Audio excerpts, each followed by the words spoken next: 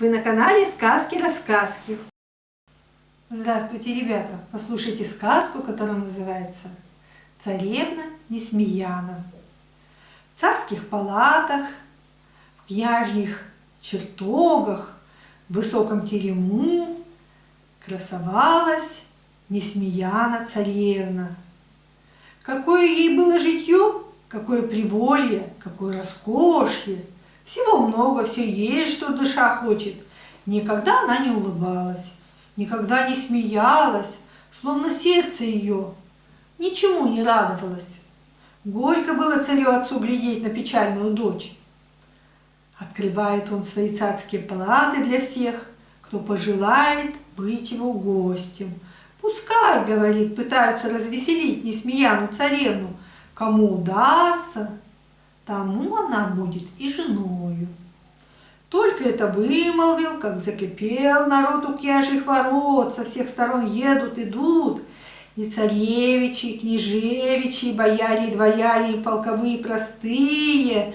Начались пиры, полились меды, царевна все не смеется.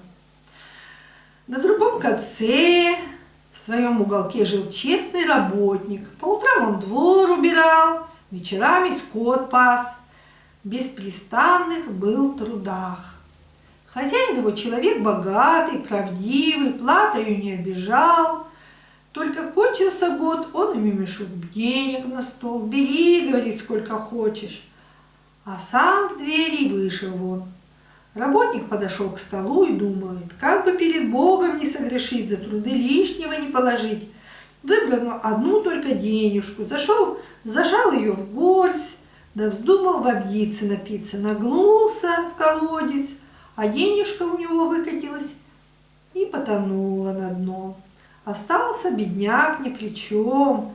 Другой бы на его месте заплакал, затушил, с досады бруги сложил, а он нет.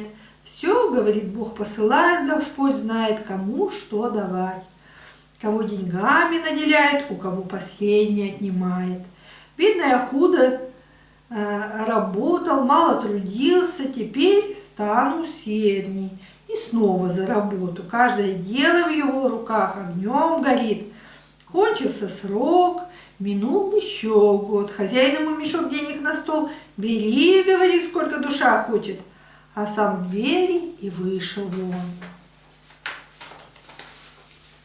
Работник опять думает, чтобы за труд лишнего не положить, взял денежку, пошел напиться и выпустил невзначай из рук денежка в колодец, и потонула. Еще усерднее принялся он за работу, ночь не досыпает, день не доедает. Поглядишь, у кого хлеб сохнет, желтеет, а у его хозяина все бутеет. Чья скотина ноги завивает, а его по улице брыкает. Чьих коней под гору тащит, а его и в поводу не сдержать. Хозяин разумел, кого благодарить, кому спасибо говорить. Кончился срок, миновал третий год, он кучу денег на стол. Бери, работничек, сколько душа хочет, твой труд, твои и деньги. А сам вышел он. И работник опять берет одну денежку, идет к колодцу воду. И спит, глядь, последняя деньга цела, и прежние две наверх выплыли. Подобрал он их, догадался, что Бог его за труды наградил, обрадовался и думает, пора мне бел свет поглядеть, людей распознать. Подумал и пошел, куда глаза глядят. Идет он полем, бежит мышь. Ковалек, дорогой куманек, дай денежку, я тебе сама пригожусь. Дал ей денежку, идет лесом. Ползет жук. Ковалек, дорогой куманек, дай денежку, я тебе пригожусь. Дал ему денежку, поплыл рекой, встретился сом. Ковалек, дорогой куманек, дай денежку, я тебе пригожусь. Он и тому не отказал, последнюю отдал. Сам пришел в город, там людей, там дверей, загляделся, завертелся работник на все стороны. Куда идти, не знает. а перед ним стоят царские палаты, серебром золотом убраны. У окна Несмеяна царевна сидит и прямо на него глядит. Куда деваться? Затуманилось у него в глазах.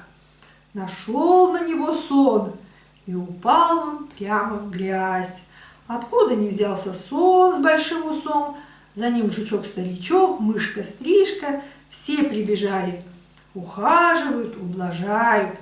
Мышка платьице снимают, жук сапожки очищает, сом мух отгоняет. Глядела на их услуги царевна Несмеяна, да и засмеялась. Кто развеселил мою дочь, спрашивает царь. Тот говорит: я, другой я. Нет, сказала Несмеяна царевна, вон этот человек, и указала на работника. Тотчас его во дворец. И стал работник перед царским лицом молодцом, молодцом. Царь свое царское слово сдержал, что обещал, то и даровал. Вот и все. Подписывайтесь на канал и ставьте лайки.